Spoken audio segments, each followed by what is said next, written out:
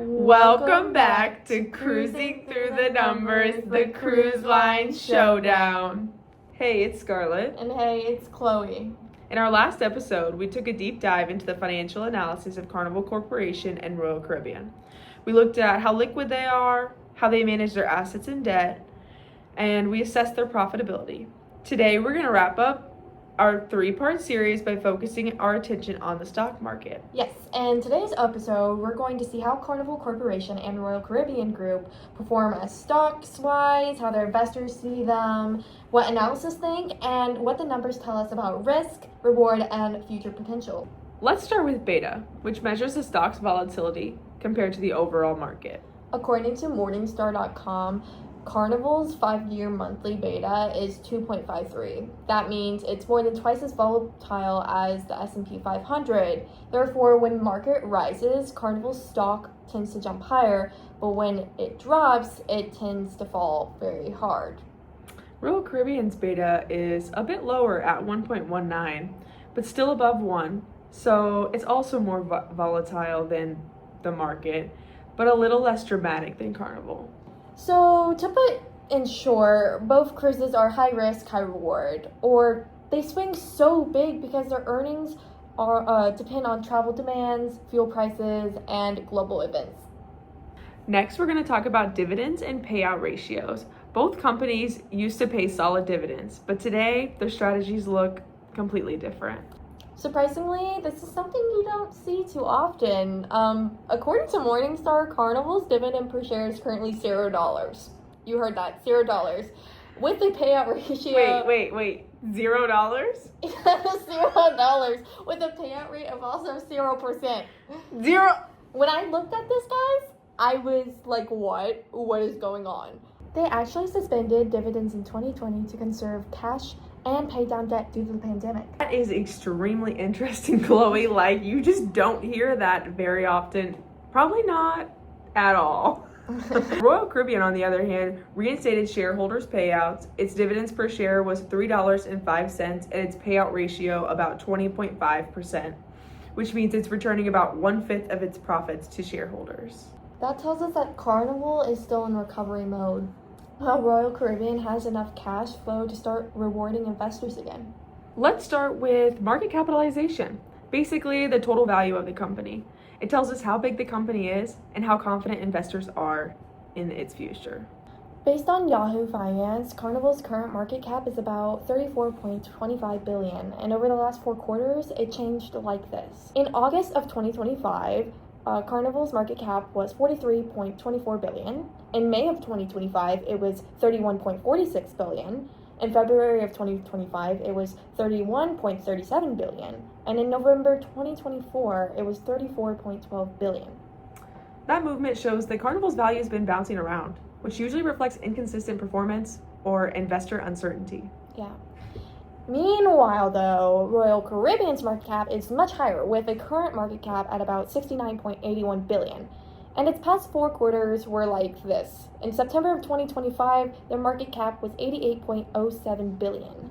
In June of 2025, their market cap was $85.06 billion. In March of 2025, their market cap was $65.79 billion. And in December 2024, their market cap was at $62.03 billion. That's a huge difference. Royal Caribbean is consistently valued at almost twice Carnival's size. A higher market cap usually means that the company is financially stronger and investors expect better long-term performance. Exactly. The size gap signals that investors see Royal Caribbean as a leader with more stability and more growth potential. Now let's talk about valuation using the PE ratio. This basically tells us how much investors will pay for $1 of the company's earnings. According to Yahoo Finance, once again, Carnival's trailing PE is 13.44 right now, and the last 4 quarters look like this. In August of 2025, their PE trailing was 16.70. In May of 2025, their PE trailing was 14.98. In February of 2025, their PE trailing was 16.62, and in November 2024, their PE trailing was 21.74. A lower PE often means investors see more risk or slower growth. Carnival's drop from 21.7 down to 13.4 suggests the market has become more cautious about their earnings. Yeah, and on the other side, let's look at Royal Caribbean. Royal Caribbean's current PE is at 17.23, and historically, their PE trailings have looked like this. In September of 2025, their PE was 24.06. In June of 2025, their PE trailing was 25.48. In March of 2025, their PE trailing was at 18.78. And in December of 2024, their PE trailing was at 23.12. Dang. Royal Caribbean consistently trades at a higher PE, meaning investors expect stronger future profits. Higher PE equals more confidence in the company's growth. Yeah, you pretty just summed up pretty much all of it right there. Investors are willing to pay a premium for Royal Caribbean's earnings because they trust the company's performance more. And finally, price to book. This compares a company's market value to the value of what it owns. So it's net assets. Carnival's current price to book is 2.87 times, according to Yahoo Finance, once again.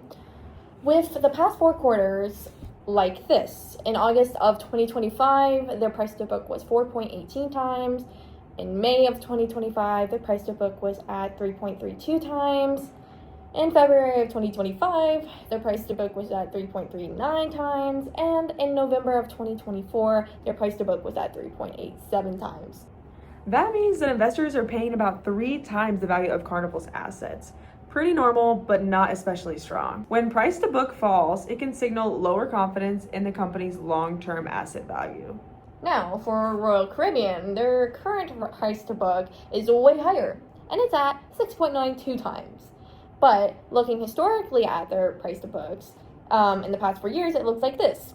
In September of 2025, their price to book was at 9.61 times. In June of 2025, their price to book was at 10.69 times.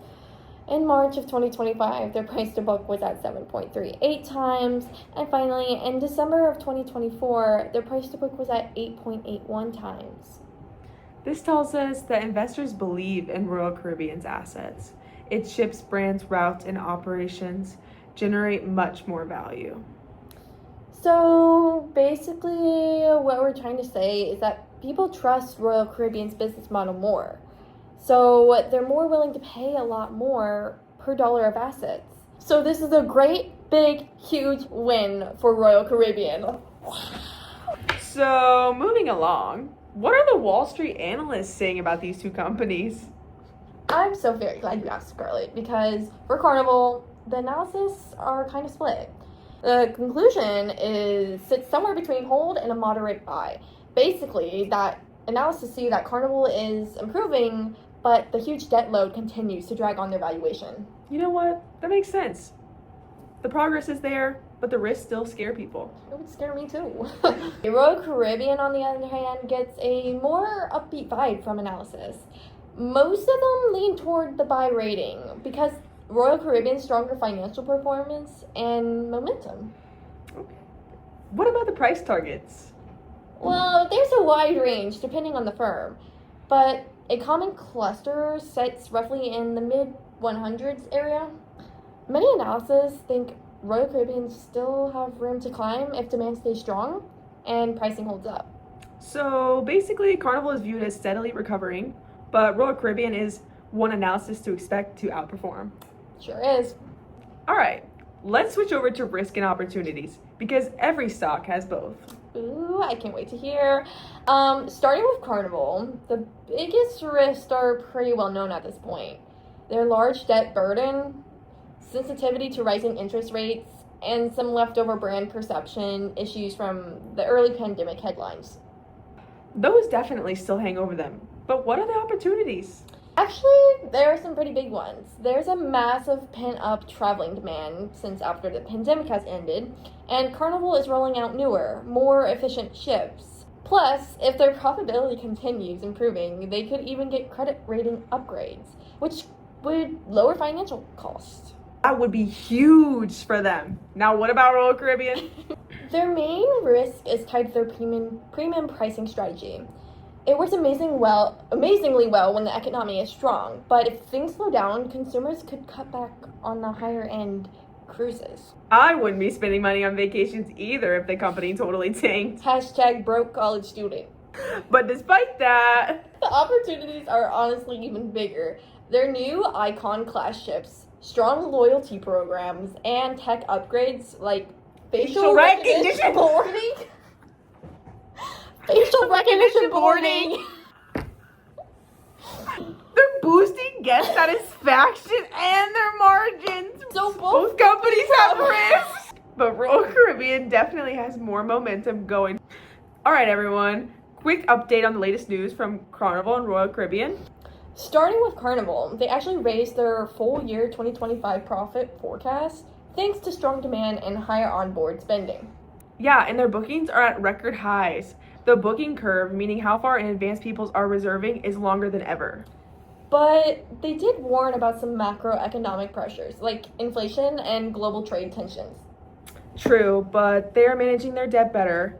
Carnival refinanced about $5.5 billion, bringing down their interest costs. Oh, and something big to watch, the U.S. Commerce Secretary is talking about closing tax loopholes that cruise lines use by registering ships overseas. If that actually happens, it could seriously impact their tax expenses. Yeah. Now switching to Royal Caribbean, they crushed earnings this year. Their second quarter adjusted EPS came in at $4.38, way above expectations. And because of that, they raised their full year 2025 EPS to around $15.41 to $15.55. Their quarter three was also impressive, with an EPS of $5.75, which is about 32% growth year over year. And their load factor, basically how full their ships are, hit about 112%. That's insanely high. Plus, they grew their net yields, meaning they're earning more revenue per passenger. Higher pricing and stronger onboard spending are really helping them out. Strategically, that's expanding their private destination footprint too, like the new Royal Caribbean Beach Club Santorini. In long term, they're moving ahead with their perfecta plan: new ships, potential river cruising, deeper loyalty programs, and more high-tech driven experiences. But just like Carnival, they could also face higher taxes if those foreign flag loopholes get closed. So, the big picture here, Carnival is improving but still battling macro risk and debt. Royal Caribbean is on a major upswing, investing heavily in growth, but watching the same regulatory risk on the horizon. Sorry for the location change. We had to change locations for you guys. So what does all of this really mean? Basically, Carnival is a riskier compact stock. It moves around more, it's cheaper, and it doesn't pay dividends. But hey, if they keep getting their debt under control, that can actually help them a lot. Yeah. And what about Royal Caribbean? Royal Caribbean is the steadier, stronger growth stock. It's valued higher and it does pay dividends. So, would you say investors generally feel better about Royal Caribbean? Exactly. And we do too. Therefore, both companies symbolize how the cruise industry overall has navigated from a near disaster in COVID-19 pandemic, which was in 2020, to almost smooth sailing in 2025.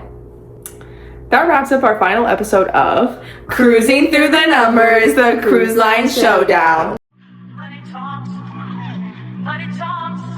dirty cash, I want you, dirty cash, I need you, oh. Money talks, dirty cash, I want you, dirty cash, I need you, oh.